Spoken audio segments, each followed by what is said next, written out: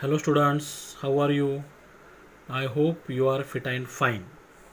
Today we are going to continue our second lesson India events after 1960. Video थोड़ी सी लंबी हो सकती है, प्लीज़ अंत तक देखिएगा। अगर आपको पसंद आती है तो like it, share it and subscribe my channel.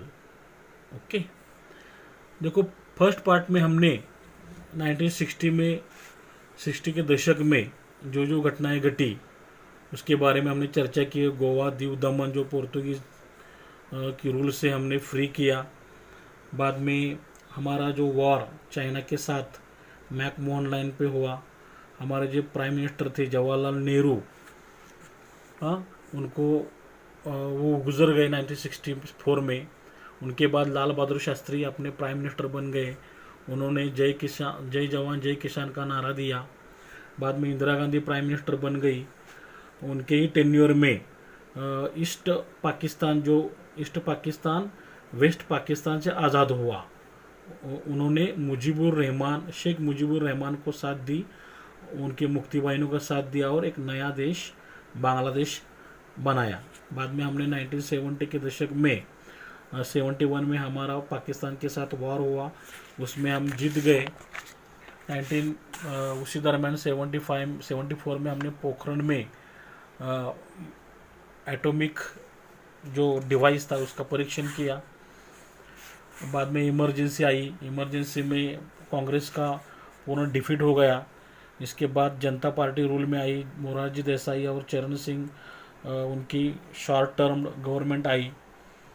यहाँ तक हमने देखा है।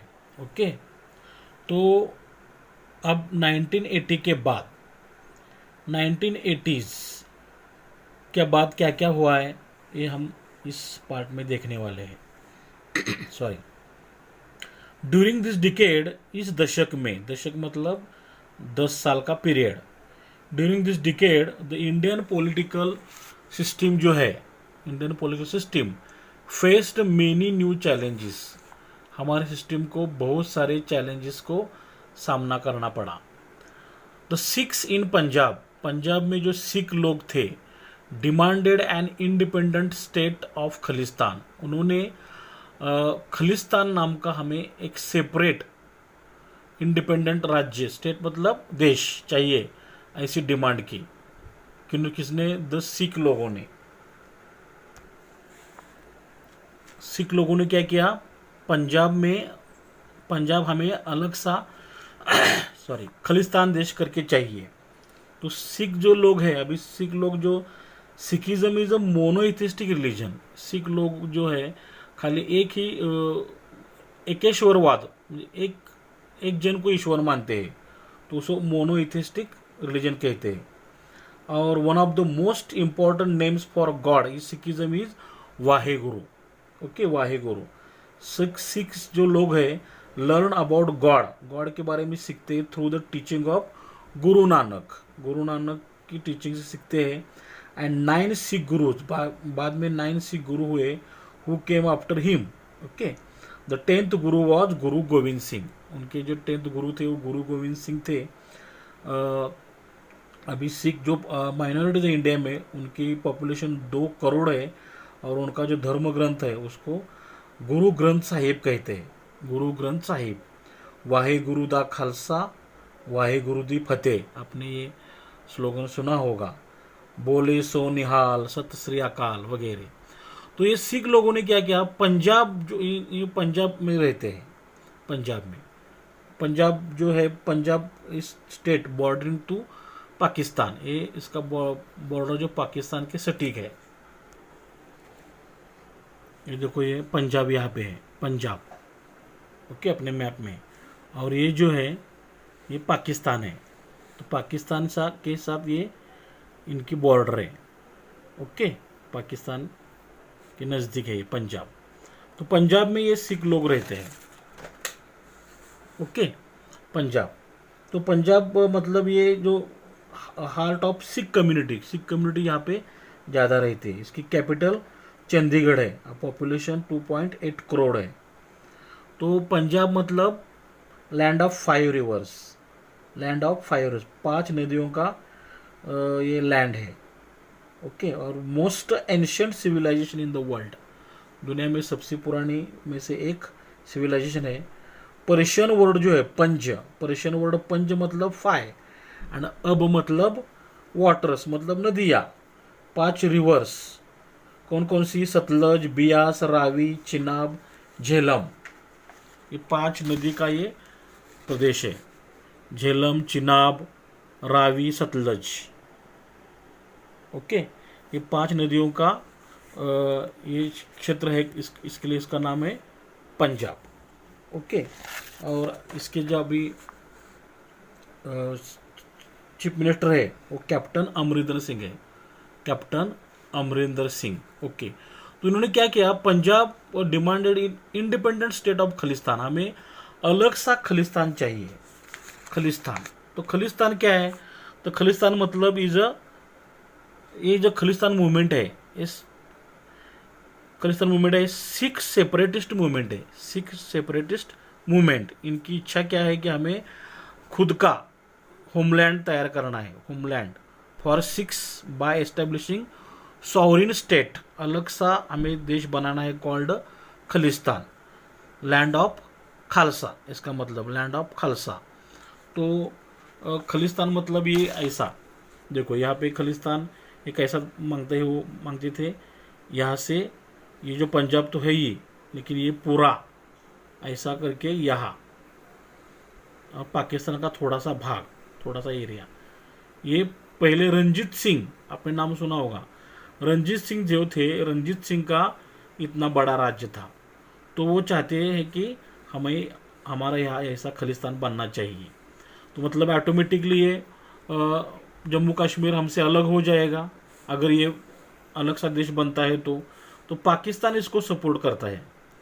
पाकिस्तान जम्मू कश्मीर को चाहता था, अभी तो ये प्रॉब्लम सॉल्व हुआ है, लेकिन पाकिस्तान चाहता है कि जम्मू कश्मीर इनके देश में शामिल हो। तो ये अगर खलिस्तान बन जाएगा तो ऑटोमेटिक जम्मू कश्मीर इनके कब्जे में आएगा।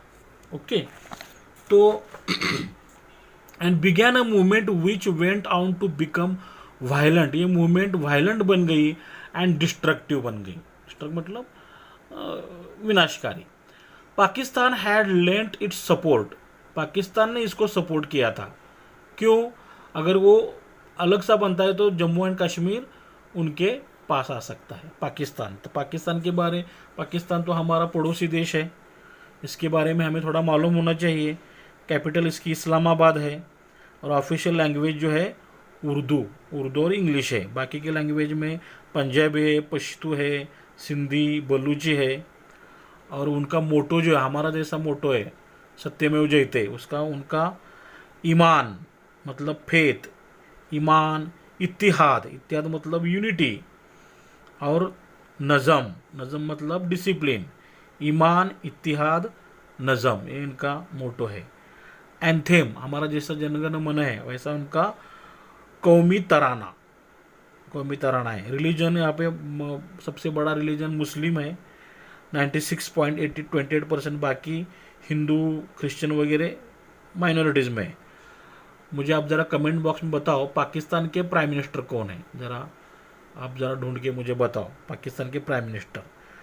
ओके, तो पाकिस्तान ने इनको सपोर्ट किया था, it support to this movement. The Indian army was sent into golden temple, तो हमने क्या किया, इंडियन आर्मी को गोल्डन टेम्पल भेज दिया एट अमृतसर में गोल्डन टेम्पल है, ये होली श्राइन है, मतलब ये इनका पवित्र स्थल है ऑफ सिक्स इन 1984 को जो अमृतसर में गोल्डन टेम्पल है, तो उनका सिख लोगों का होली श्राइन है, वो पवित्र स्थल है, उसमें हमने आर्मी भेज दी। क्यों, टू एविक्ट द टेररिस्ट, यहाँ पे टेररिस्ट छुपे हैं, आतंकवादी छुपे हैं, उनको बाहर निकालने के लिए। Who had allegedly taken shelter there, क्या ऐसे इन्फॉर्मेशन मिली थी कि टेररिस्ट लोगों ने यहाँ पे शेल्टर लिया है, मतलब यहाँ पे जाके छुप गए। तो गोल्डन टेम्पल में हमने क्या किया, हमारी आर्मी भेज दी। तो गोल्डन टेम्पल मैंने अभी बताया, इसको हरमिंदर साहिब भी कहते हैं। गोल्डन टेम्पल को हरमिंदर साहिब भी कहते हैं। इसका मीनिंग क्या है? Harminder Sahib abode of God, abode of God. और दरबार साहिब भी कहते हैं, गुरुद्वारा। ओके, गुरुद्वारा। तो ये अमृतसर में है, अमृतसर में मैं बताया, Amritsar. The gurdwara is built around manmade pool. तो इसके बीच में एक पुल है, लेक है, सरोवर बोलते हैं। That was completed by the fourth Sikh गुरु। चौथे जो सिख गुरु थे, चौथे गुरु रामदास, उन्होंने 1577 में इसको कंप्लीट किया था। तो ये गोल्डन टेम्पल में लंगर, लंगर मतलब बड़ा बड़ा खाना, मतलब फ्री मील मिलता है। एक टाइम 50,000 से 60,000 लोग बैठ के खा सकते हैं।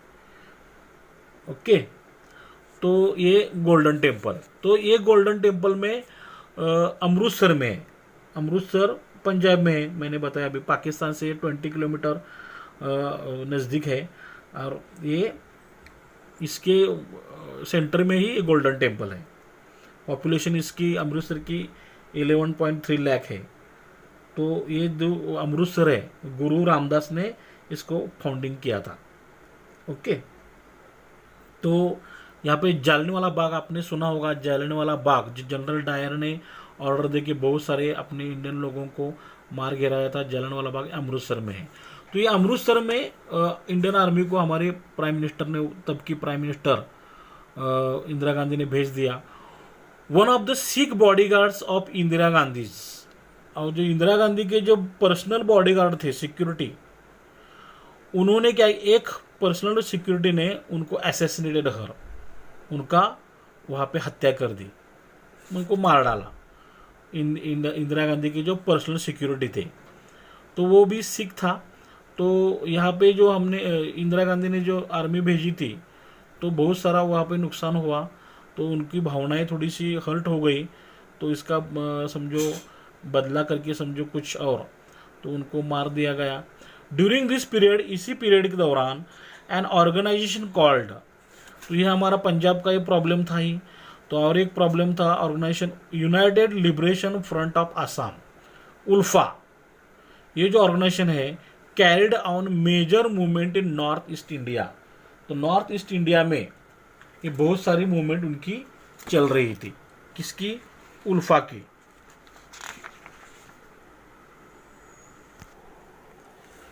देखो यहाँ पे नॉर्थ ईस्ट इसको बोलते हैं, मतलब ये मैप है हमारा। तो ऊपरी हिस्सा जो होता है नॉर्थ होता है, ईस्ट मतलब ये। तो नॉर्थ ईस्ट में यहाँ पे ये 8 स्टेट है हमारे। तो यहाँ पे समझो ये हमारे सब यहाँ पे 8 स्टेट है। तो जो ये आसाम है, आसाम में वो अलग सा देश चाहते थे, Assam. Okay, ULFA, united liberation Tamilam, united liberation front of Assam, sorry. ये तो उल्फा चल रही थी, carried out a major movement in north east India. तो यह नॉर्थ ईस्ट में समझो बहुत सारे स्टेट मैंने बताया। कौन कौन से स्टेट है उधर? आसाम तो बताया अभी, आसाम तो है ही। मणिपुर है, मेघालय है, मिजोरम, नागालैंड, सिक्किम, त्रिपुरा वगैरह। ओके, तो ये अलग सा स्टेट था। ये हमारा एक प्रॉब्लम था उस time. Right after Indira Gandhi assassination, और इंदिरा गांधी के असैसिनेशन के बाद, उनका हत्या कर देने के बाद,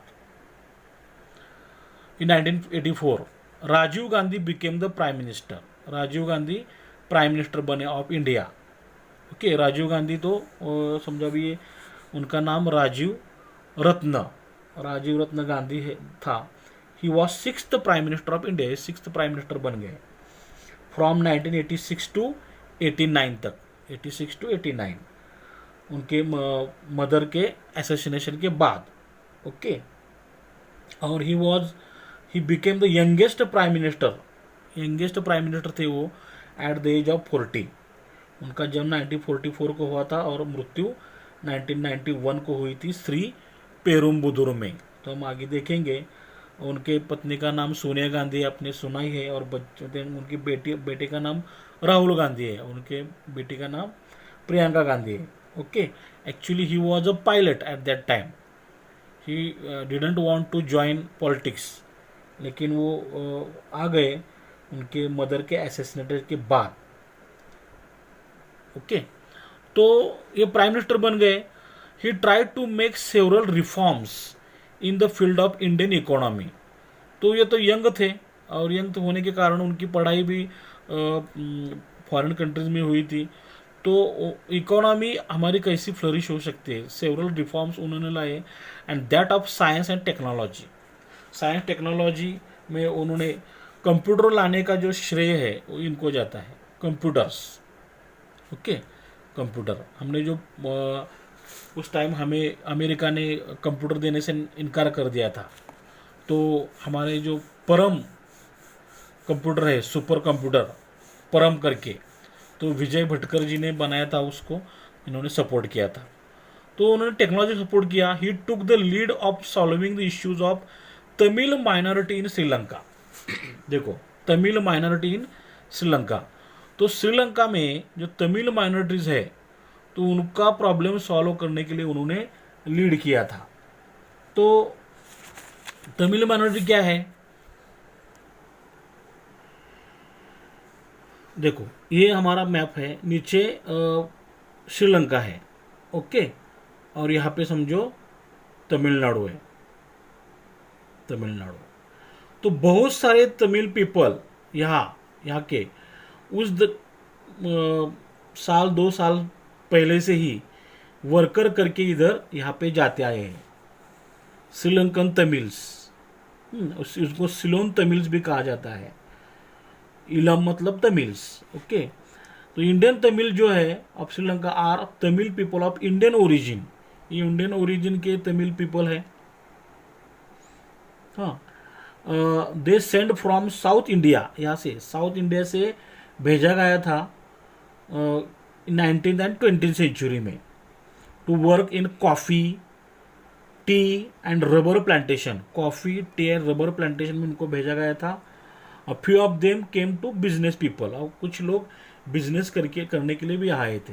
तो ये माइनॉरिटी, यहाँ पे माइनॉरिटी है. तो जो श्रीलंका है समझो, ये श्रीलंका की थोड़ी इंफॉर्मेशन हम लेंगे. ऑफिशियली इनका नाम democratic socialist republic of Sri Lanka है. Okay, is a island country. Island मतलब ये आइलैंड, उनके चारों तरफ पानी है, आइलैंड कंट्री है. इसकी कैपिटल कोलंबो है. नेशनल लैंग्वेज की सिंहाला तमिल है. रिलीजन बुद्धिज़्म है मेजॉरिटी में. इनके प्राइम मिनिस्टर का नाम महिंदा राजपक्ष है.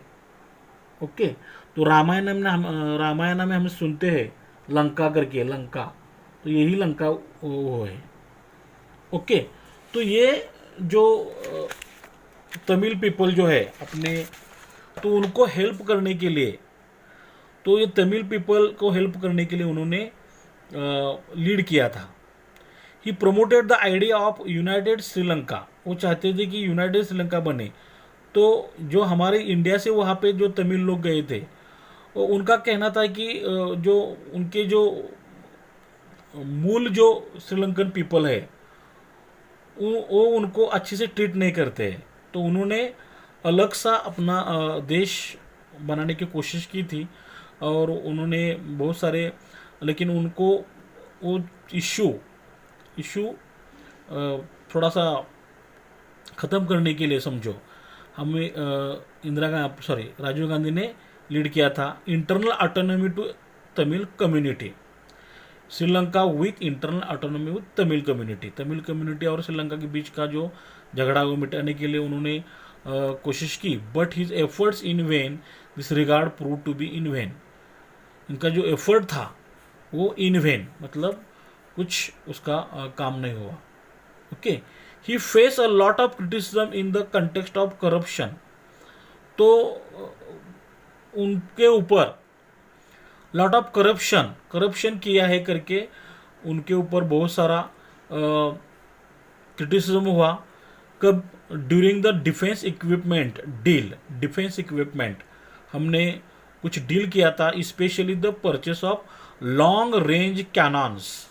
लॉन्ग रेंज कैनॉन्स मतलब तोप, हमने तोप मंगवाई थी from the foreign company called Bofors. Bofors नाम की एक कंपनी है, तो उस कंपनी से हमारे देश ने उस टाइम तोपें मंगवाई थी लॉन्ग रेंज वाली। ओके, तो बोफोर्स का नाम ये बोफोर्स एबी है।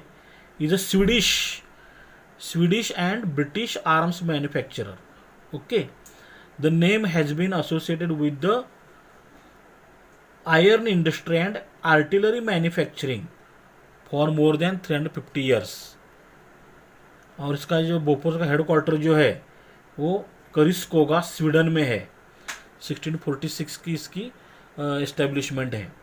ओके, इन 1986 में क्या हुआ, the government of India and Bofors signed 285 million US dollars contract for the supply of guns.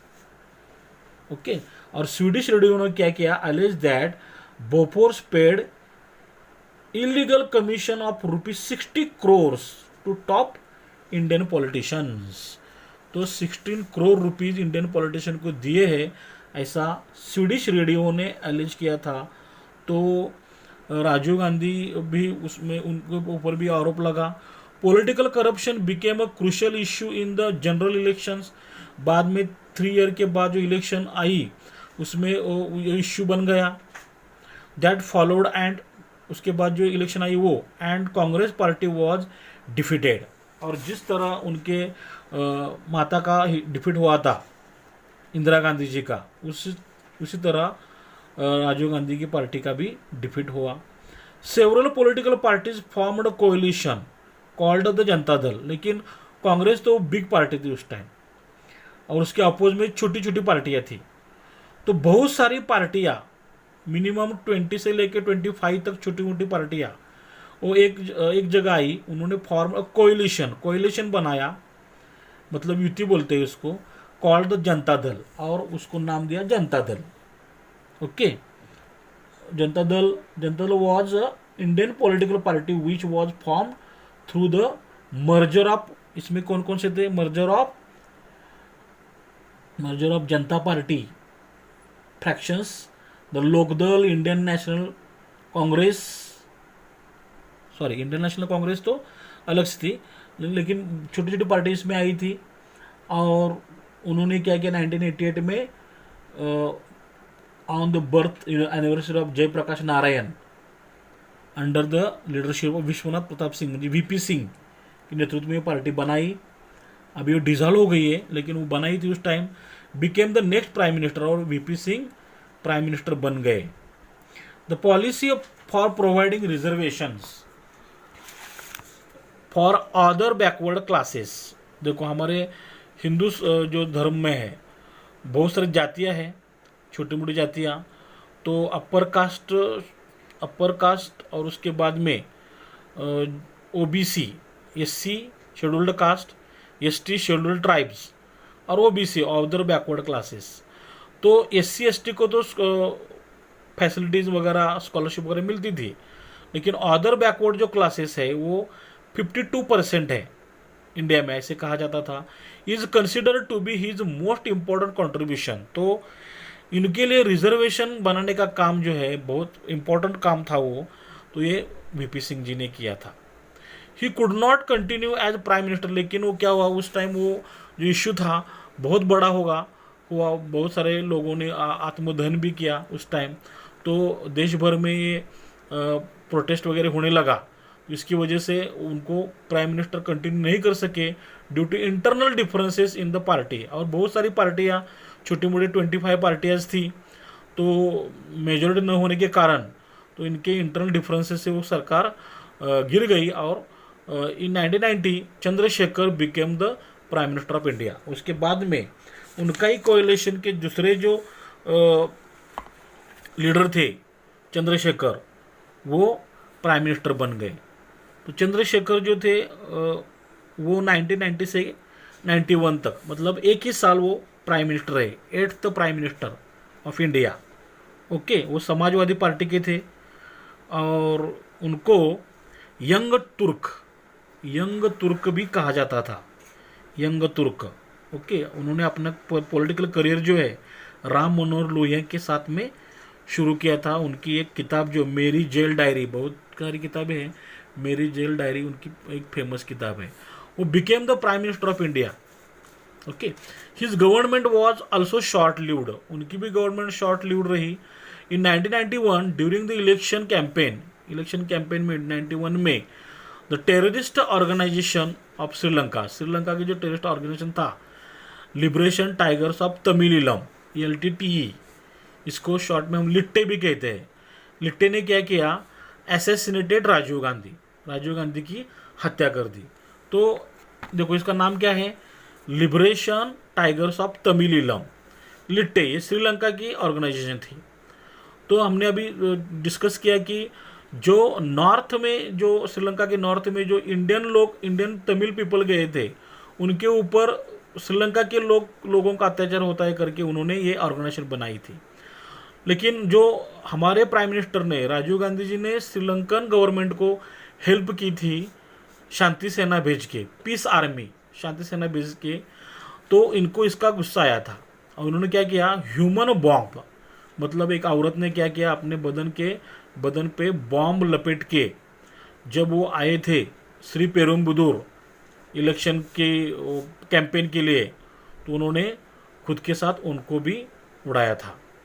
उस औरत का नाम था थानू, क्या नाम था, Thanu. Okay, toward the end of decade of 1980 के आते आते ख़त्म होते होते the unrest in Jammu and Kashmir का वो प्रॉब्लम तो अभी तो सॉल्व हो गया है। जम्मू एंड कश्मीर हमारा स्टेट था, उसका एक अलग ही 370 आर्टिकल था, उसके लिए स्पेशल कुछ क्या मतलब स्पेशल कुछ उसके अधिकार थे, उसका झंडा अलग था, उसकी कॉन्स्टिट्यूशन अलग थी।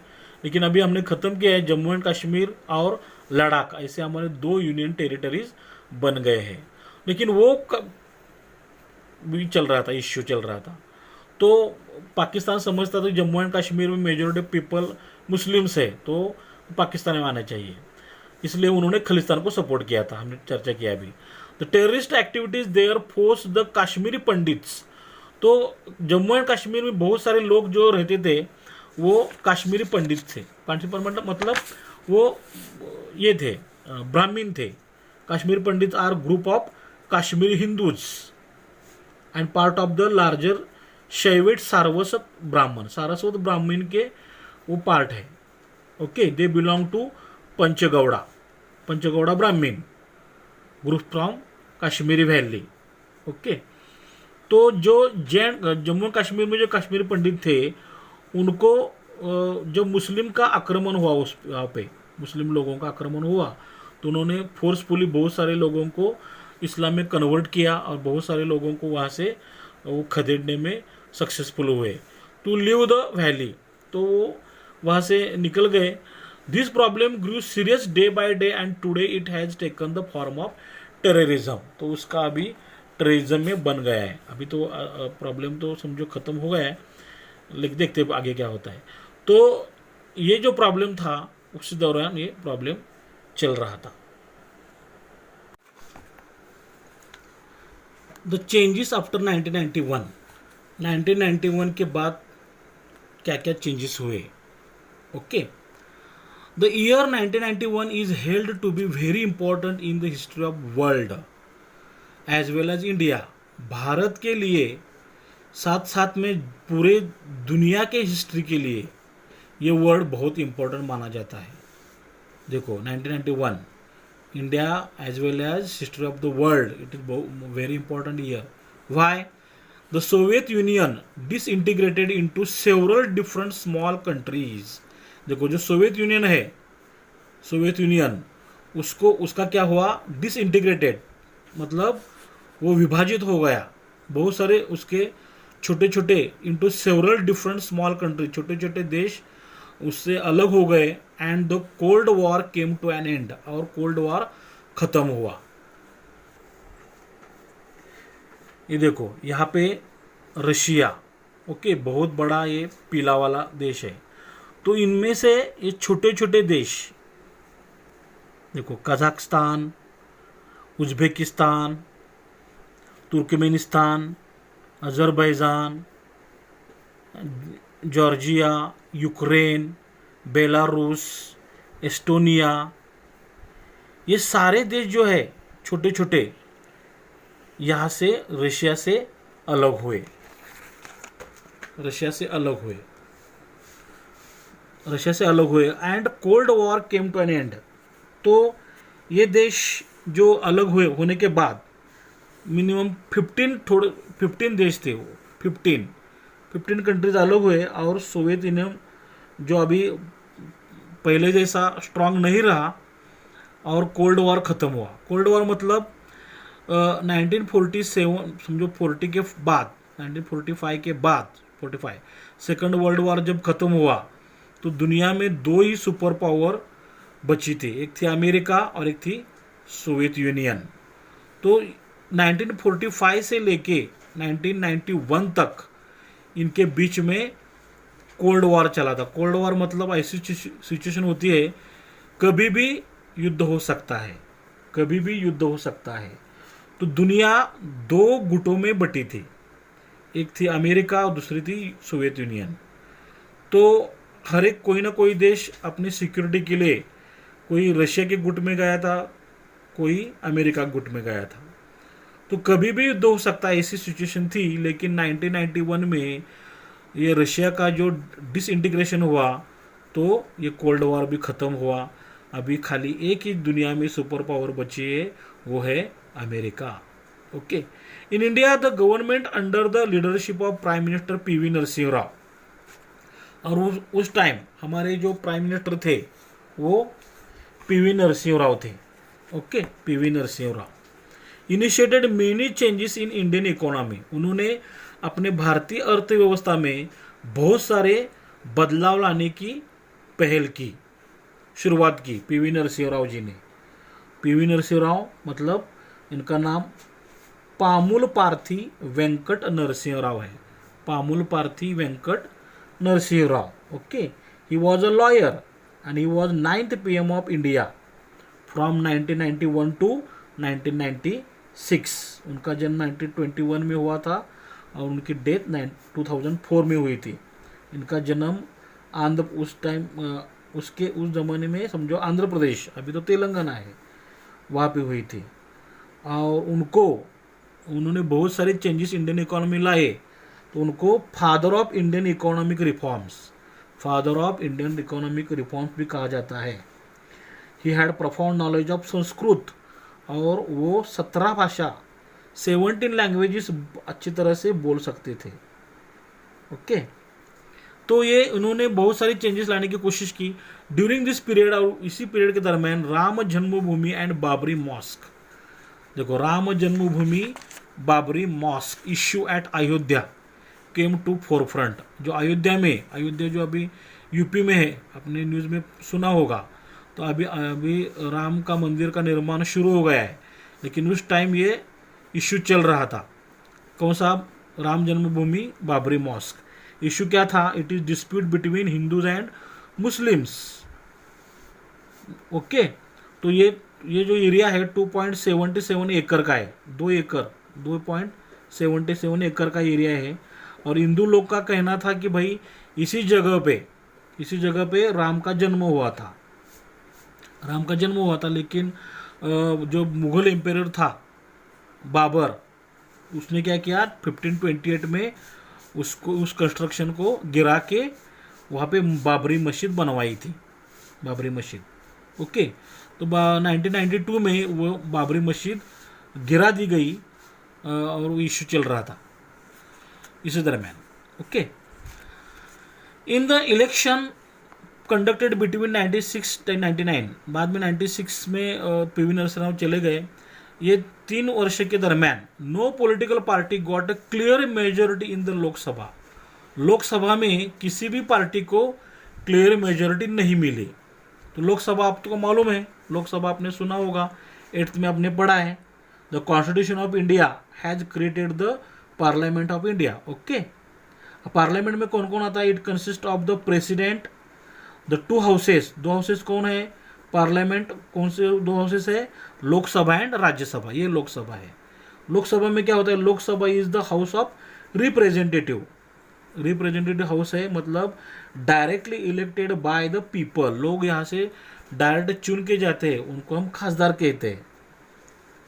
और इलेक्शन जो होता है एवरी 5 ईयर के बाद होता है, जनरल इलेक्शन कहते हैं उनको। ओके। और लोकसभा में 552 सभा सदस्य होते हैं, 552 खासदार मतलब। और जो प्रेसिडेंट है, प्रेसिडेंट खुद 2 रिप्रेजेंटेटिव चुन के मतलब उनको अपॉइंट करने का अधिकार है। तो किसी पार्टी को मेजॉरिटी लोकसभा के लिए नहीं मिली। This resulted the 3 governments in the short span of time. इसके लिए 1906 लेके 1990 तक यहाँ पे इसने शॉर्ट पीरियड में 3 प्राइम मिनिस्टर होके गए हमारे यहाँ पे। 3 प्राइम मिनिस्टर कौन कौन से, अटल बिहारी वाजपेयी, जो कि हमें दिखता है यहाँ पे, अटल बिहारी वाजपेयी। इनके बारे में समझो, एक्चुअली बाद में ही सर्व 3 टर्म्स ऑफ प्राइम मिनिस्टर। बाद में 3 बार ये प्राइम मिनिस्टर बन चुके हैं ऑफ इंडिया के। इनका जन्म 1924 में ग्वालियर में हुआ था और डेथ 2018 में न्यू दिल्ली में हुई थी। ही was a poet and writer, poet भी थे, राइटर भी थे। ही वॉज इलेक्टेड 10 टाइम्स, 10 बार जीत के आए थे, 10 बार लोकसभा में, और 2 बार राज्यसभा में चुन के आए थे। ओके। और उनके ही दरम्यान during his tenure, Atal Bihari के टेन्योर में ही पोखरण सेकंड टेस्ट की थी हमने, पोखरण सेकंड न्यूक्लियर टेस्ट की थी 1998 में। इनको पद्म भूषण 92 में मिला था और भारत रत्न 2015 में मिला था। ओके। उनके बहुत सारी कविताएं फेमस है, लेकिन गीत नया गाता हूँ ये उनकी बहुत ही फेमस पोएम रह चुकी है। बाद में प्राइम मिनिस्टर बने एच.डी. देवेगौड़ा। एच.डी. देवेगौड़ा का नाम एच मतलब हरदन हल्ली, डी मतलब दोडेगौड़ा और देवेगौड़ा, हरदन हल्ली, दोडेगौड़ा, देवेगौड़ा। ओके। ये 11th प्राइम मिनिस्टर बने अपने, 11th प्राइम मिनिस्टर 96 लेके 97, 1 साल के लिए खाली। He was 14th CM of वो 14वें एक्चुअली मुख्यमंत्री थे कर्नाटका के। और he is presently member of parliament in Rajya Sabha में। इनकी उम्र अभी 87 ईयर्स है। इनके पॉलिटिकल पार्टी का नाम जनता दल सेक्युलर है। डिप्लोमा सिविल इंजीनियरिंग इन्होंने किया है। इनके बाद इंदर कुमार गुजराल बन गए प्राइम मिनिस्टर 1 साल के लिए, 1 साल भी नहीं रहेगा शायद। He was 12th prime minister of India 97-98 में। ही ज्वाइन, उन्होंने अपना जो पॉलिटिकल करियर शुरू किया all India student federation, AISF student की फेडरेशन शुरुआत की, और बाद में वो CPI में शामिल हो गए, कम्युनिस्ट पार्टी ऑफ इंडिया में। He took part in quit India movement, Bharat छोड़ो आंदोलन में उन्होंने हिस्सा लिया था। And he became a member of Rajya Sabha. Okay. He join Janata Dal after resigning Congress party, Janata Dal में उन्होंने, और वो भारत के एम्बेसडर रह चुके, सोवियत यूनियन के एम्बेसडर रह चुके 1976 में। ओके, ठीक है। ये तीनों जो है वेयर अमंग्स देम, ये तीनों प्राइम मिनिस्टर 1-1 साल के लिए मिनिमम बन चुके थे। Finally in 1999 national democratic alliance, NDA, national democratic alliance came to power under the flag of Bharatiya Janata party. लेकिन फिर एक बार नेशनल डेमोक्रेटिक अलायंस हुआ और उसका प्रमुख पार्टी थी भारतीय जनता पार्टी। तो बहुत NDA, बहुत सारे इसमें छोटे मोटे पक्ष थे उस टाइम, समता party, AIDMK, Shiv Sena, TDP, Janata Dal United, Shiromani Akali Dal, लोक जनशक्ति पार्टी वगैरह, बहुत सारी 20 से 25 छोटी मोटी पार्टियां उस टाइम थी। उसकी प्रमुख मेन पार्टी थी Bharatiya Janata party. And Atal Bihari Vajpayee became India prime minister. Atal Bihari Vajpayee फिर एक बार प्राइम मिनिस्टर बन गए। Atal Bihari Vajpayee tried to establish a dialogue with Pakistan, Pakistan के साथ डायलॉग मतलब डिस्कशन शुरू करने के लिए, बट उन्होंने शुरुआत की बट वॉज नॉट सक्सेसफुल, लेकिन कुछ फ़ायदा नहीं हुआ। India conducted a number of nuclear test 1998, मैंने अभी बताया 98 में बहुत सारे न्यूक्लियर टेस्ट किए हमने, and declared herself as atomic power, हमने डिक्लेयर किया हमारे पास एटॉमिक पावर है। In 1999 there was another war between India and Pakistan, फिर एक बार पाकिस्तान और हमारे बीच एक वॉर हुआ। कहाँ पे? कारगिल रीजन में, कारगिल, तो उसको कारगिल कन्फ्लिक्ट भी कहते हैं। Kargil region over Kashmir issue, Kashmir issue के ऊपर से लाइन ऑफ कंट्रोल के पास हमारा कारगिल जो डिस्ट्रिक्ट है वहाँ पे युद्ध हुआ था, और इसको हम ऑपरेशन, हम लोग एक वॉर जीत गए थे, तो हमने इसको ऑपरेशन विजय नाम दिया है। ऑपरेशन विजय ये 2 महीने 3 हफ्ते और 2 दिन चला था, भारत का इसमें विक्ट्री हुई थी। और उस टाइम हमारे प्राइम मिनिस्टर थे अटल बिहारी वाजपेयी, और पाकिस्तान के प्राइम मिनिस्टर थे Nawaz Sharif. Okay, India defeated Pakistan in this war as well.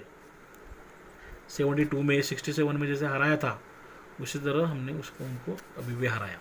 Okay, हमारा पॉइंट है अभी, नेक्स्ट पॉइंट है इंडियन इकोनॉमी, भारतीय अर्थव्यवस्था। राइट फ्रॉम इंडिपेंडेंस के बाद 1947 के बाद द मॉडर्नाइजेशन ऑफ इकोनॉमी, हम इकोनॉमी की मॉडर्नाइजेशन करने लगे हैं। क्या होता है modernisation? Is the process of updating something, कुछ ना कुछ अपडेट करना पड़ता है हमें।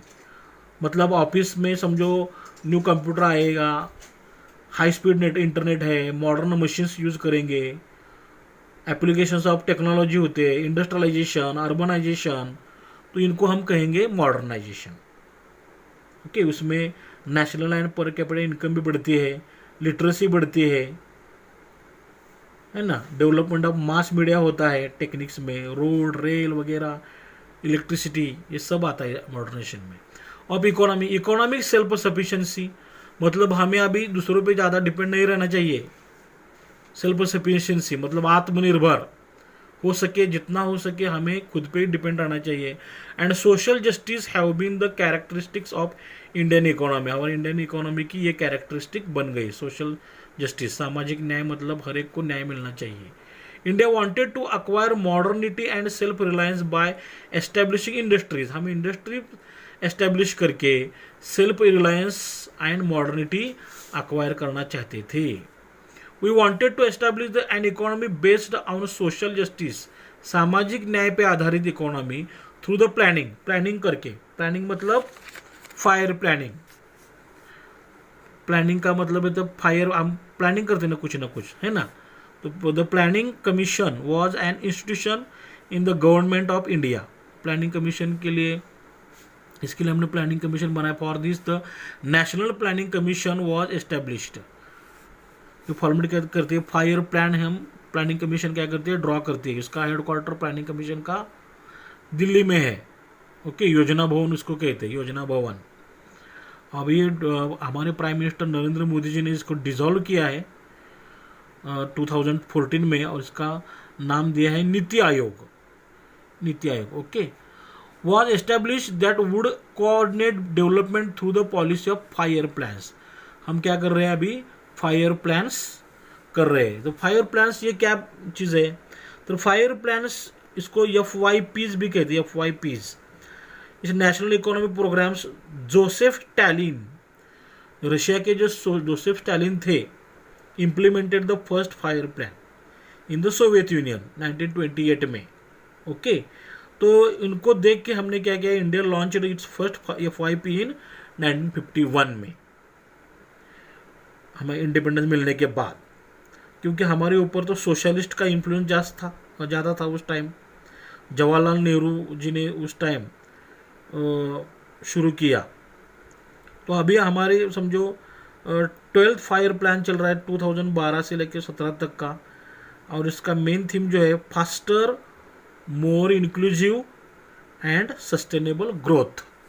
Okay, next, the Narasimha Rao government started economic reforms from 1991। 1991 के बाद हमने economic reforms Narasimha Rao government ने शुरू किए। This economic reforms are called as economic liberalisation. हम इकोनॉमिक लिबरलाइजेशन कहा जाता है उसको। लिबरलाइजेशन मतलब पहले जैसा हमें नहीं रहना चाहिए।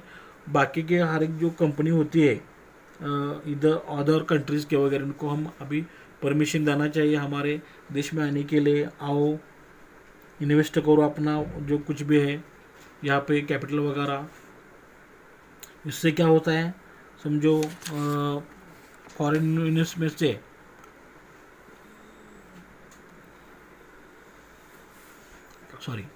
लिबरलाइजेशन इन्वेस्टमेंट होगी तो हमारे यहाँ रोजगार बढ़ सकता है। The Indian economy flourished as a result of implementation of this policy. और फॉरेन के पीपल समझो हाँ कंपनीज आने लगी।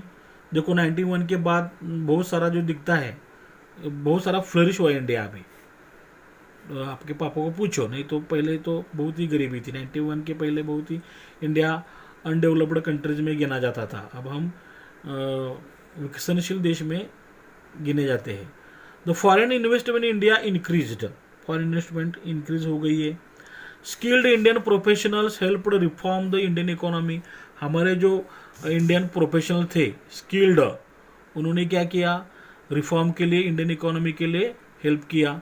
The field of information technology, information technology मतलब यहाँ पे जो भी आता है, कौन कौन से इक्विपमेंट, स्पेशली कंप्यूटर जो होता है, computer hardware software network mobile device वगैरह, telephone radio equipment, computer application storage, ये हम जो अभी सब ये नए नए वर्ड सुनते हैं, है ना, तो ये हमारे टेक्नोलॉजी का ही ये परिणाम है। Help reform in Indian economy, the field of information technology open several avenues of employment in the country. हमारे देश में बहुत एम्प्लॉयमेंट के पर्याय खुले हुए। The changes after 1991 are also described as globalisation. और 1991 के जो बाद के जो चेंजेस है हमारे देश में आए हुए, उसे हम ग्लोबलाइजेशन भी कहते हैं। ग्लोबलाइजेशन, तो ग्लोबलाइजेशन से क्या होता है समझो, हमें new cultures, spread of technology, innovation नए नए आते हैं। ओके, और ग्लोबलाइजेशन में कंपटीशन भी बढ़ता है, तो हमारे क्या होता है, क्वालिटी बढ़ती है। तो आज के लिए बहुत हो गया। आई थिंक यहाँ तक अगर आपको अच्छी तरह समझ में आया है तो लाइक करो, share to your friends relatives. If you have any doubts, any questions, any suggestions, please tell me in comment box and subscribe। अगर आप चैनल पे नए हैं तो सब्सक्राइब माय चैनल। सब्सक्राइब मतलब राइट साइड में जो वर्ड होता है देखो यहाँ पे SUBSCRIB, इसको हम प्रेस करना है। प्रेस करने के बाद जो बेल आएगी, बेल का जैसा एक चिन्ह आता है, उसको प्रेस करेंगे तो नेक्स्ट वीडियो जब मैं अपलोड करूँगा तो उसकी नोटिफिकेशन आपको मिल जाएगी। Okay, have a nice day, best of luck for your exam, may your dream come true, God bless you, take care, see you soon, thanks.